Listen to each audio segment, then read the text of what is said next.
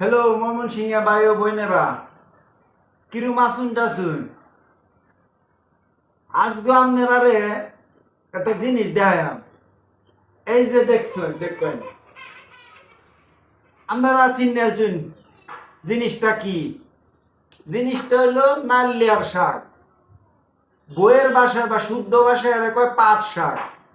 যাই হোক, যেহেতু ময়মনসিংহে আর আমরা ময়মনসিংহ ভাষায় দু একটা কথা কই। কথাটা হলো, এই ছোটবেলা শীতের মাসে আমরা এই নালিয়ার শাক দিয়া লেবু কেসলায় গরম ভাত দেয়া সকালবেলা ভাত খাইতাম।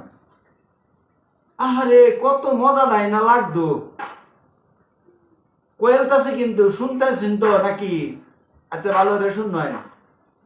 তে এই সকালবেলা লেবু কেসলায় যখন আমরা 2-3 প্লেট ভাত খেলতাম এই নালিয়ার শাক দিয়া, এটা শীতকালেই হইতো আমরা খেত।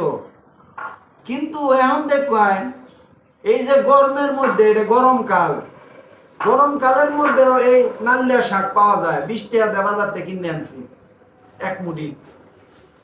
কিন্তু সেই যে আগে শীতকালের নালিয়া শাকের স্বাদ গন্ধ, যে ভাত খাইতে পারতাম, এখন কি সেই স্বাদ গন্ধ আছে?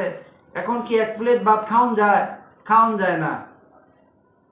কারা কারা নালিয়া শাক দিয়ে ভাত খাইতে পছন্দ করুন, এটা অবশ্যই কমেন্ট করে জানাইন। যে ভালো থাকেন যে আপনারা। সালাম আলাইকুম।